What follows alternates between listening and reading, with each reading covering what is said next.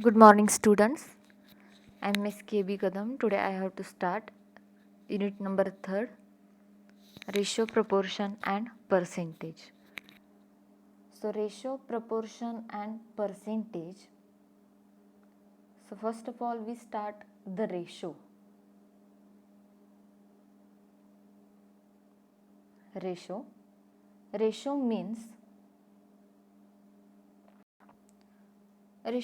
the two quantity of the same kind can be compared to the two ways, either by subtracting one from the other or dividing one by the other.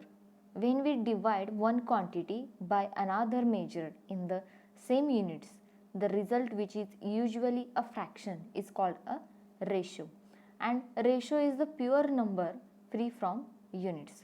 For example, suppose if A and B obtain 45 and 65 marks in a certain examination, then the ratio of the marks is, example जे दिलेलं आहे ए आणि बी, त्यामध्ये 45 आणि 65 marks दिले आहेत. Then त्याचा आपल्याला रेशो जो आहे तो रेशो फॉर्ममध्ये लिहायचा आहे. Then ratio of the marks is 45 divided by 65, that is 9 divided by 13. 9 divided by 13. 9 divided by 13 हे आन्सर आलेलं आहे. सो 9 डिवायडेड बाय 13 हे आन्सर कसं आलं तर आपण 5 त्याला भाग लावलेला आहे. 5 45ला आणि 5 65ला जर भाग लावला तर 9 डिवायडेड बाय 13 हे आन्सर येईल. Then we say that the marks obtained by A and B are in the ratio form. So 9 divided by 30 और 9s 13. The first term of the ratio is called since and the second term is called ratio is consecutive. So खाली note दिलेली आहे. If may be noted that the ratio can be obtained only if the two quantities to be compared are the same kind and same measurement in the same units. These 5 mangoes and 7 dozen of mangoes cannot be said to be the ratio 5:7 since they are not in the same units. Also 5 kgs of oil and 7 kgs of rice cannot be same to be the ratio 5:7 since they are not same kind. For example, next दिलेले, further we note that the ratio does not change if both the terms of the ratio are multiplied or divided by the same number. 9 divided by 13 is equal to 18 divided by 27 is equal to 27 divided by 39 etcetera. So ratio आहे तो ratio आपण कसा calculate करायचा ते बघणार आहे. त्यानंतर next असणार आहे प्रपोर्शन. प्रपोर्शनमध्ये सुद्धा सेम 2 टाईप्स आहेत. सो रेशो ही कन्सेप्ट जी आपण बघितली त्या रेशोमध्ये आपण मोर एक्झाम्पल पुढे बघणार आहे. त्याआधी आपण प्रपोर्शन एक बघूया. प्रपोर्शनमध्ये direct proportion, inverse proportion, continue proportion. Direct proportion, inverse proportion and continued proportions हे जे प्रपोर्शनचे टाईप्स आहेत. त्यानंतर आपण पर्सेंटेज हा टाईप्स बघणार आहे. पर्सेंटेज. सो फर्स्ट आपण रेशो जो आहे ते रेशोचे एक्झाम्पल बघूया. रेशो म्हणजे आपण बघितले रेशो कॅल्क्युलेट करताना आपल्याला त्याचे सेम नंबर्सनंच त्याला डिवाइड मल्टिप्लाय करायला लागणार आहे आणि त्याचं युनिट जे असणार आहे ते सुद्धा आपल्याला सेमच हवं असणार आहे. अदरवाईज आपण रेशो जो आहे तो कॅल्क्युलेट करू नाही शकत. सो आपण फर्स्ट रेशो ही कन्सेप्ट बघूया की एखाद्या एक्झाम्पलमध्ये जर आपल्याला रेशो कॅल्क्युलेट करायचा असेल तर तो आपण कसा कॅल्क्युलेट करणार. सो रेशोमध्ये फर्स्ट एक कन्सेप्ट लक्षात घ्या. रेशो जर आपल्याला कॅल्क्युलेट करायचं असेल तर रेशो एस बी जर असेल, सो एची व्हॅल्यू आहे 1 मीटर, बीची व्हॅल्यू आहे 50 सेंटीमीटर. सो याचे एकक सेम आहेत का. एमध्ये 1 मीटर आहे आणि बीमध्ये 50 सेंटीमीटर्स आहे. मग 1 जे मीटरमध्ये व्हॅल्यू आहे त्याचं आपल्याला एकक काय लागतं, सेम लागतं. आपण मगाशीच डेफिनेशनमध्ये बघितलं आणि रेशोच्या कन्सेप्टमध्ये की जे युनिट आहे ते युनिट जे आहे म्हणजे जे मेजरमेंट आपण करणार आहे त्या मेजरमेंटचं जे युनिट आहे ते युनिट आपल्याला काय लागतं, सेम लागतं. इथं एची व्हॅल्यू 1 मीटर दिली आणि बीची व्हॅल्यू 50 सेंटीमीटर दिली. सो याचा रेशो आपल्याला कॅल्क्युलेट करायचा. तर एकक जे आहे याचं ते सेम नाही आहे, मीटर आणि सेंटीमीटर आहे. मग दोन्हीचे एकक आपल्याला सेम करायचे. एक तर मीटरमध्ये कन्वर्ट करा, अदरवाईज सेंटीमीटरमध्ये. सो इथं मी सेंटीमीटरमध्ये कन्वर्ट केले. 1 metre is equal to 100 centimetre. 50 centimetre 50 centimetre as it is. So 150. So दोन्ही व्हॅल्यूला भाग जाईल अशी एकच व्हॅल्यू कोणती, 50 जर भाग लावला 50 न भाग लावला तर 2 आणि 1 हा रेशो येतोय. So ratio is equal to 2:1 किंवा 2:1. सो सेम प्रपोर्शनमध्ये ज्या नेक्स्ट कन्सेप्ट आहेत, प्रपोर्शनमध्ये आपण त्यावेळेस बघणारच आहे प्रपोर्शनची कन्सेप्ट.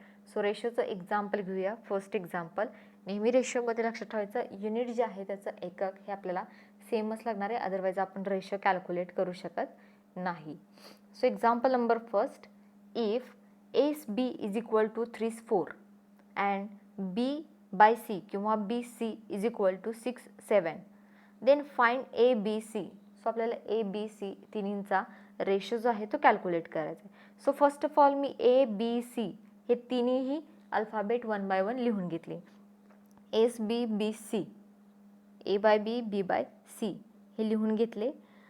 AB चा रेशो दिलाय 3:4. मग Aच्या खाली मी 3 ही व्हॅल्यू पुट केली, Bच्या खाली 4 ही व्हॅल्यू पुट केली. BC व्हॅल्यू दिलेली आहे 6:7. सो Bच्या खाली आता ऑलरेडी 4 आहे, मग त्या 4च्या खाली नेक्स्ट टर्म जे आहे, नेक्स्ट लाईन तिथं येणार आहे. मग BCची व्हॅल्यू मी 6 आणि 7 खाली पुट केली. पहिल्यांदा ABची व्हॅल्यू पुट केली, ती ब्ल्यू पेननं लिहिलेली आहे मी 3:4. त्यानंतर BCची व्हॅल्यू त्याच्या खालच्या नेक्स्ट लाईनला पुट केली, 6:7 ही व्हॅल्यू लिहिली. देन फाइंड आपल्याला ABC करायचं आहे. मग इथं सेकंड लाईनला Cचा जो जागा आहे, Cचा कॉलम हा रिकामा राहतोय आणि इकडं Aचा राहतोय. मग इथं व्हॅल्यू नेहमी प्रिव्हियस व्हॅल्यू लिहायची. मग प्रिव्हियस व्हॅल्यू कुठली आहे, 4 आहे, म्हणजे Bची व्हॅल्यू कुठली आहे, 4.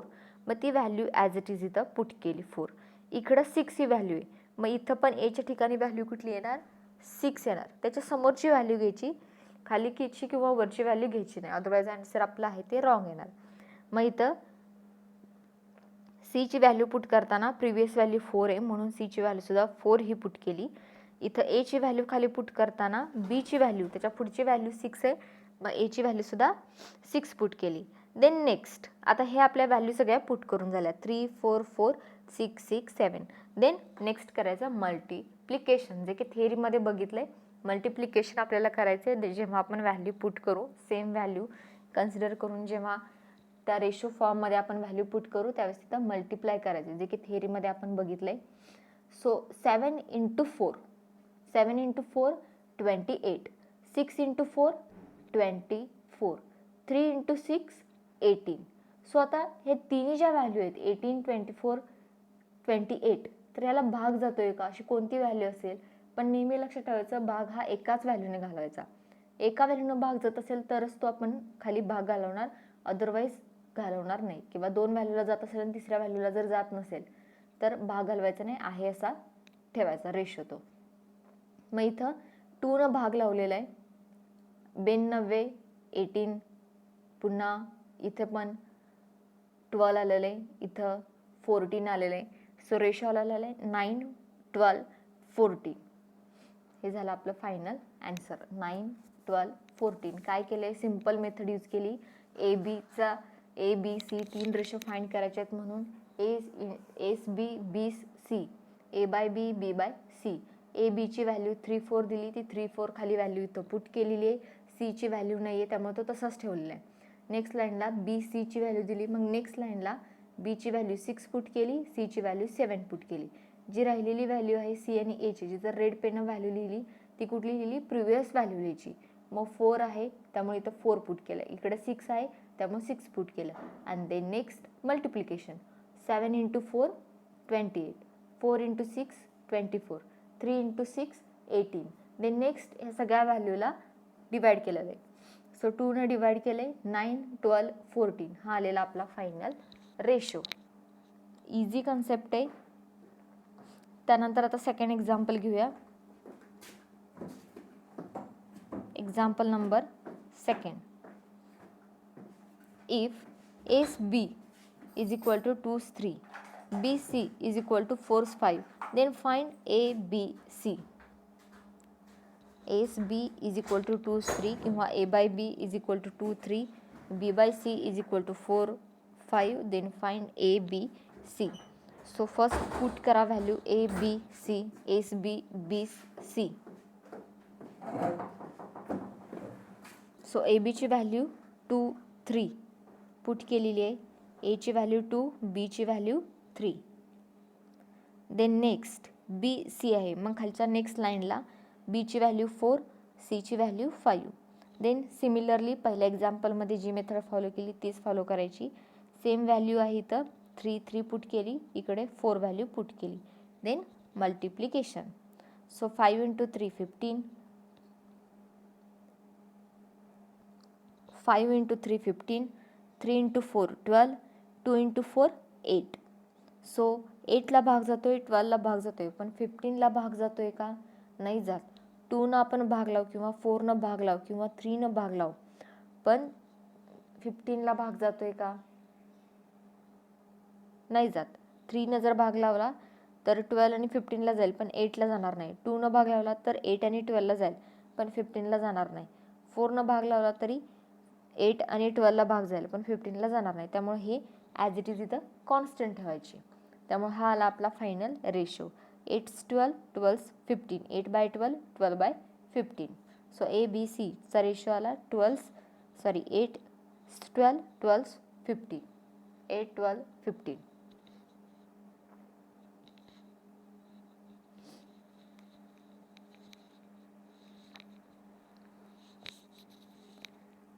त्यानंतर नेक्स्ट थर्ड एक्झाम्पलकडे जाणार आहे.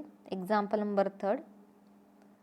सो एक्झाम्पल नंबर थर्ड आहे तर स्क्रीनवरती.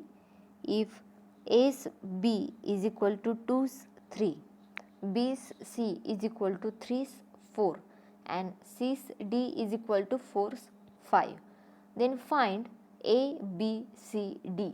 आता इथं काय घेतल्यात मी? 4 व्हेरिएबल घेतल्यात, 4 अल्फाबेट घेतल्यात ABCD, ज्याचा रेशो आहे तो कॅल्क्युलेट करायचा आहे.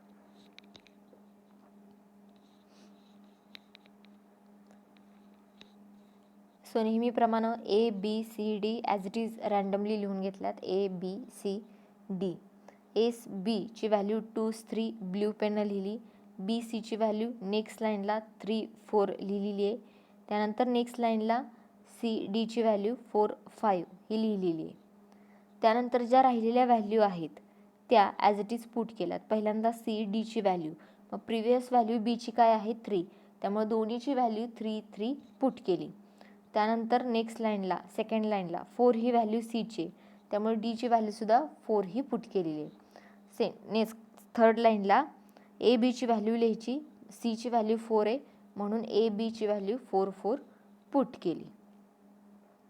त्यानंतर नेक्स्ट मल्टिप्लिकेशन. 5 × 4 20, 20 × 3 16, 4 × 4 16, 16 × 3 48, 4 × 3 12, 12 × 3 36, 4 × 3 12, 12 × 2 24. त्यांनी सगळ्या व्हॅल्यूला भाग लावा, पण एकाच व्हॅल्यूनं भाग लावायचा आहे. सो 2 भाग लावलेला आहे, 12 भाग लावलेला आहे, 12 भाग लावलेला आहे. 12 2 24, 12 3 36, 12 4 48, 12 5 60. सो 2 3 4 5 हे आलेलं आहे final answer. So ABCD is equal to 2 3 3 4 4 5.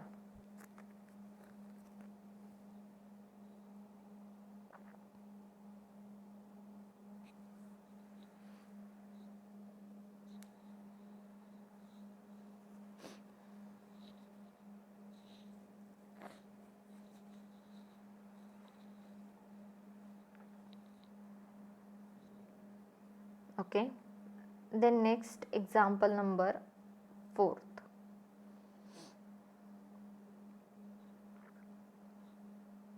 Example number 4th. If A is equal to, थोडीशी डिफिकल्ट लेवल इथं वाढवली, की जी डिवायडेशनमध्ये जर व्हॅल्यू दिली असेल तर त्याचा रेशो कसा काउंट करायचा.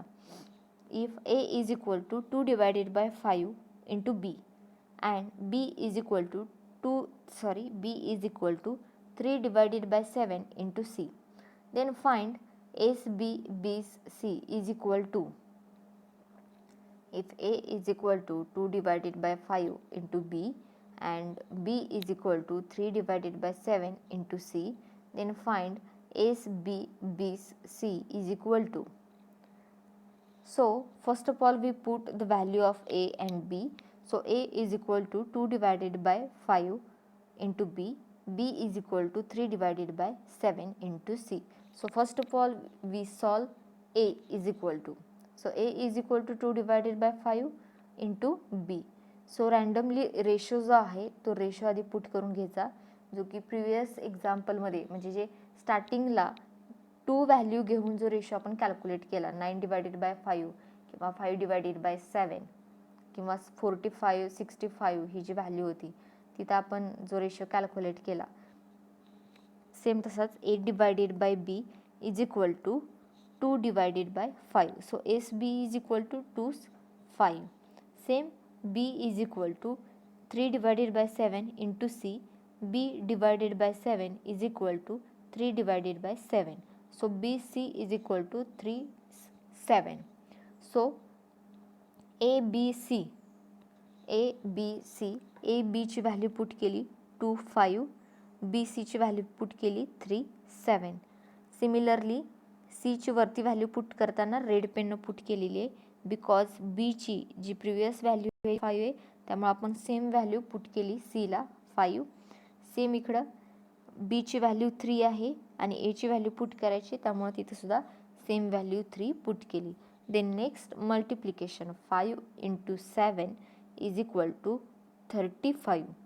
5 into 3 is equal to 15. 2 into 3 is equal to 6. So 6, 15, 35.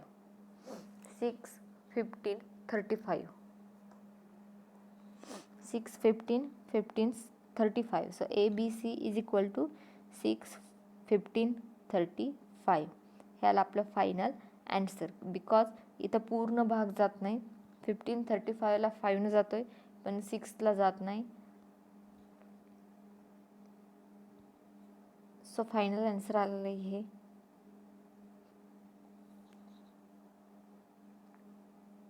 Example व्यवस्थित लिहून घ्या.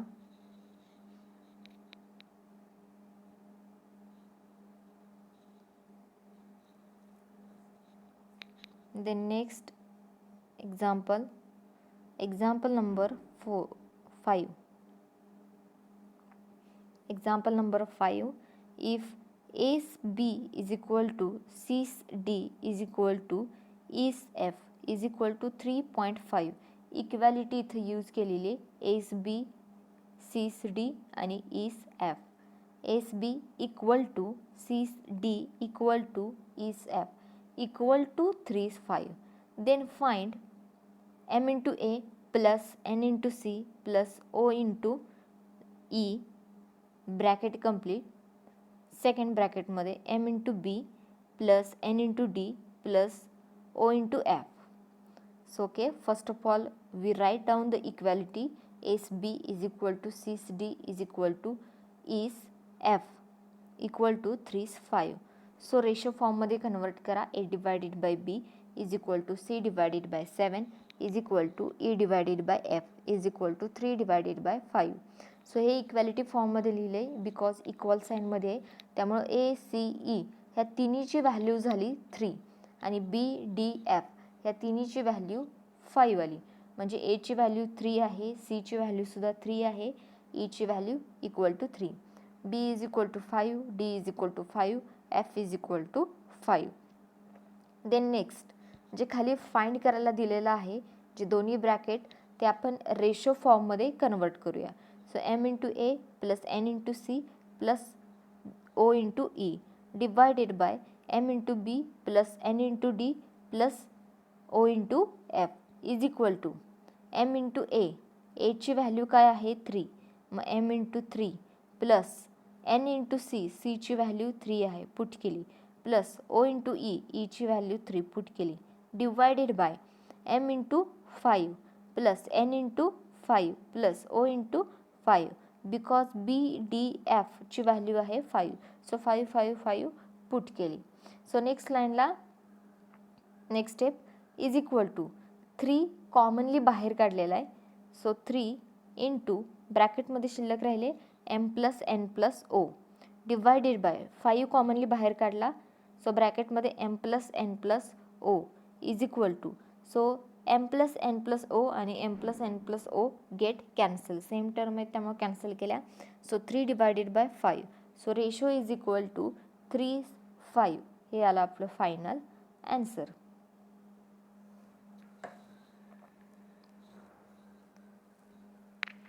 So write down example number 5.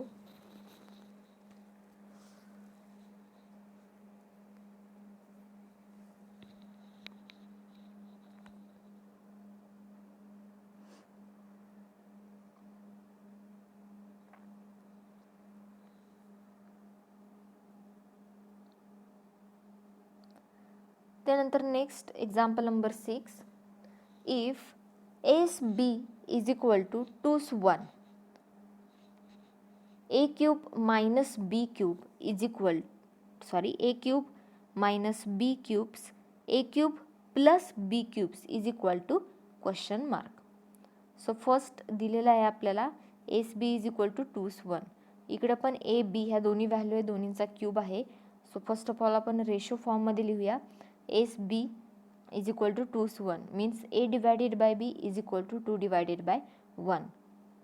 Then next a cube minus b cube divide a cube plus b cube. a ची value आहे 2, 2 value put केली, 2 चा cube minus 1 चा cube divided by 2 cube plus 1 cube.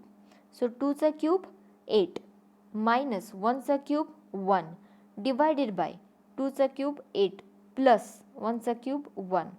So 8 minus 1 7, 8 plus 1 9. So 7 divided by 9. So SB is equal to, म्हणजे त्या फॉर्ममध्ये ratio येईल आपला 7 divided by 9 is equal to 7 9. म्हणजे a cube minus b cube a cube plus b cubes is equal to 7 9. ह्याला आपलं final answer. So write down example number 6.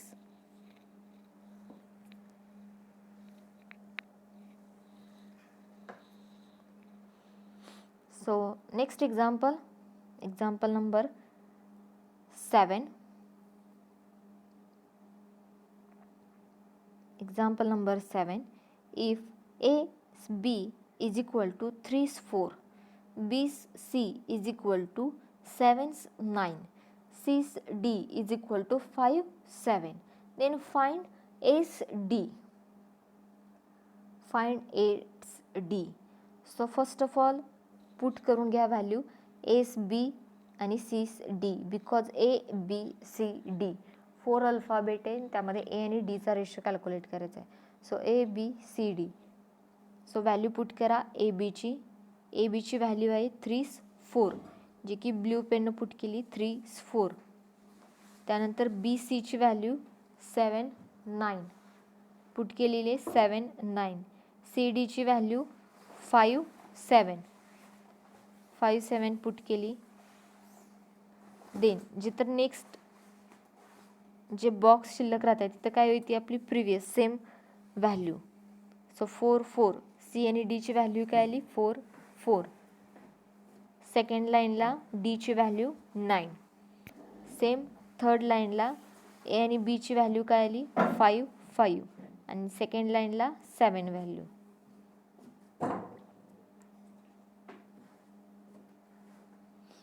Then calculation करा. ए आणि डीचा रेशो काढायचा आहे, त्यामुळं बी आणि सी या दोन्ही व्हॅल्यू बघू नका, याचं कॅल्क्युलेशन करू नका, ओन्ली ए आणि डीचं कॅल्क्युलेशन करायचं आहे. सो 3नं इथं 9ला भाग लावलेला आहे, भाग जातोय म्हणून भाग लावला आहे आणि 7 7 कॅन्सल केलेलं आहे. 5 इंटू 1 5, 4 इंटू 3 12. जर मल्टिप्लिकेशन करायचं असेल तर साईडला मल्टिप्लिकेशन केलेलं आहे. 5 into 7 into 3 is equal to 105. 7 into 9 into 4 is equal to 252. मग याला परत भाग लावलेला आहे 5 आणि 12 हे आन्सर आले. त्याच्यापेक्षा फर्स्ट मेथड जी आहे ती बेटर आहे. So SD is equal to 5 12. याला final answer SD is equal to 5 12.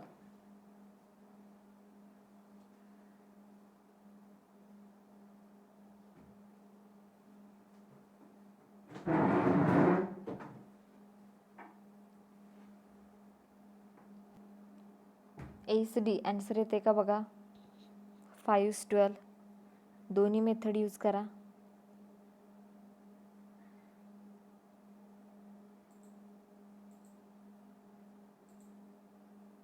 दोन्हीपैकी जी बेटर वाटेल त्यानं एक्झाम्पल सॉल्व करा.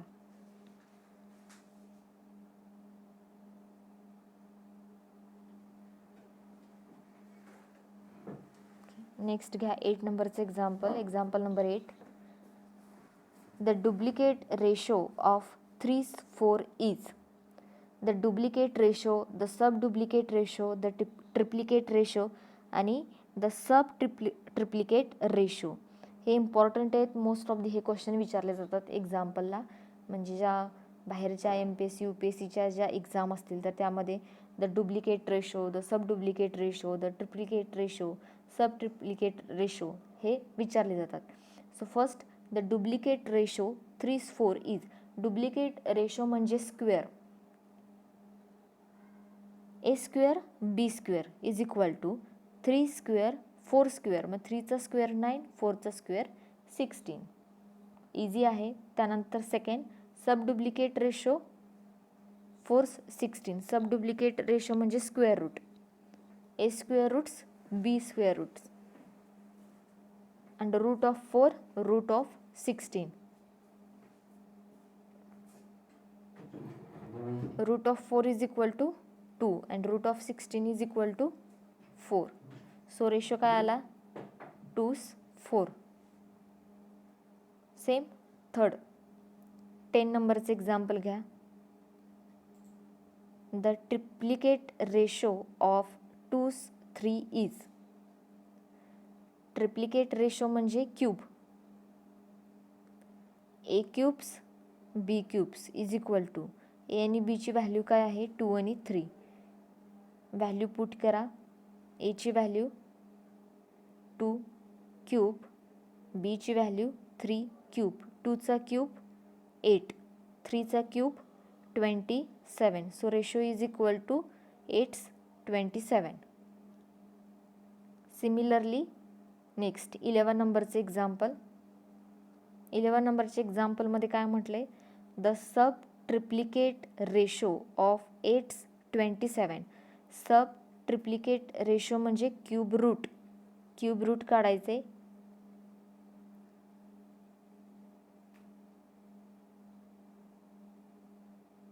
एटचं क्यूब रूट आणि 27चे क्यूब रूट कॅल्क्युलेट करा.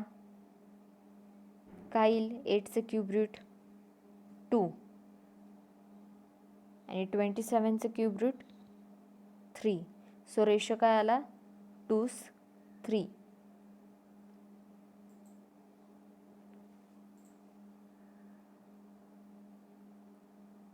त्यानंतर नेक्स्ट आहे 12 नंबरचे example.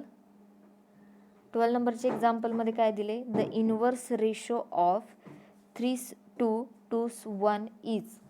The inverse ratio of 3:2 is. मग 3 2 1 3 एलिमेंट्स दिल्यात. मग त्याला रँडमली ABC हे 3 अल्फाबेटने डिनोट करा किंवा तुम्हाला वेगळे अल्फाबेट यूज करायचे असतील तर करा. अल्फाबेट नाही यूज केले डायरेक्टली रेशो लिहिला तरी सुद्धा चालेल. 3 divided bye 1, 2 divided bye 1 and 1 divided by 1. जेव्हा एखाद्या व्हॅल्यूला डिवाइडला व्हॅल्यू नसते तेव्हा आपण काय करतो त्याचं कन्सिडर 1 ही व्हॅल्यू करतो. So 3 divided bye 1, 2 divided bye 1, 1 divided by 1. So 3 divided bye 1, 2 divided bye 1 आणि 1 डिवायडेड बाय 1. इनवर्स रेशो आहे. इनवर्स म्हटल्यानंतर आपण काय करणार न्यूमरेटर आणि डिनॉमिनेटरची पोझिशन काय करणार चेंज करणार.